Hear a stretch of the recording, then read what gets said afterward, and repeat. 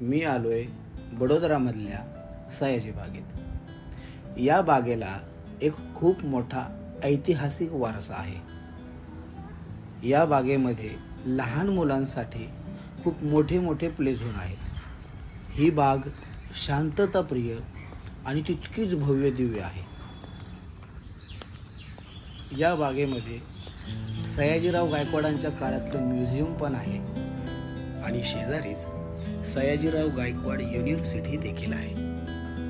पण त्याहीपेक्षा या जागेला ऐतिहासिक बनवणारं एक ऊर्जा केंद्र आहे। 1917 साली बाबासाहेब या जागे आले होते आणि एका झाडाखाली बसून त्यांनी संकल्प केला की या समाजासाठी जो संघर्ष करायचा आहे, या समाजासाठी जो लढा द्यायचा आहे, ती संकल्पना बाबासाहेबांनी या भूमीवरती घेतली। आणि तीच ही भूमी मित्रांनो, ज्याला गुजरात सरकारने संकल्प भूमी असं नाव देऊन या ठिकाणी सुंदर असं स्मारक बनवलेलं आहे।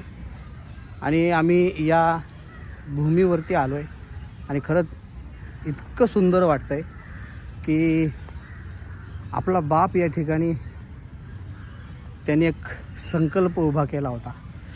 डॉक्टर बाबासाहेब आंबेडकर पवित्र संकल्प भूमी सयाजी बाग वडोदरा गुजरात। तर हे स्मारक तुम्हाला मी दाखवण्याचा प्रयत्न करतो मित्रांनो।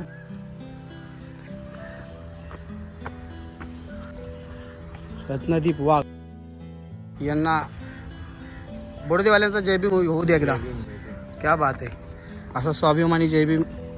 आणि ही ती संकल्प भूमी आणि या ठिकाणी सुंदर असा बाबासाहेबांचा पुतळा उभारलेला आहे।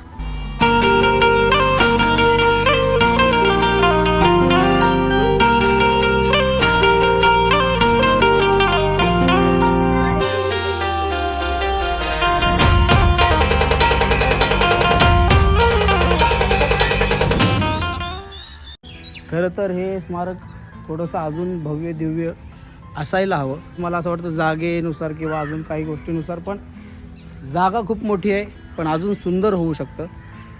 पण खरंच ऊर्जा देणारी भूमी आहे संकल्प भूमी।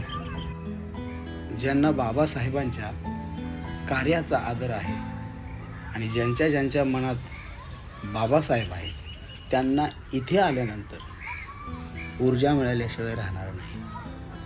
जातीवादाचे चटके खाऊन, अपमानाचं ओझं मनावर घेऊन नीच वृत्तीचे विचार संपवण्याचा निर्णय ज्या भूमीवर घेण्यात आला ती ही संकल्प भूमी।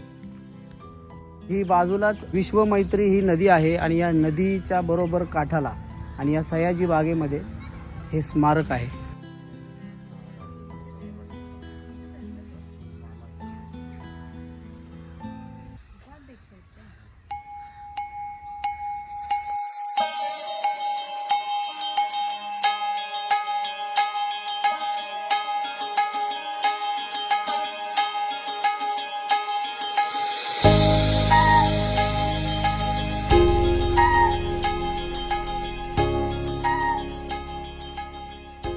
मित्रांनो, ही होती गुजरातमधली संकल्प भूमी।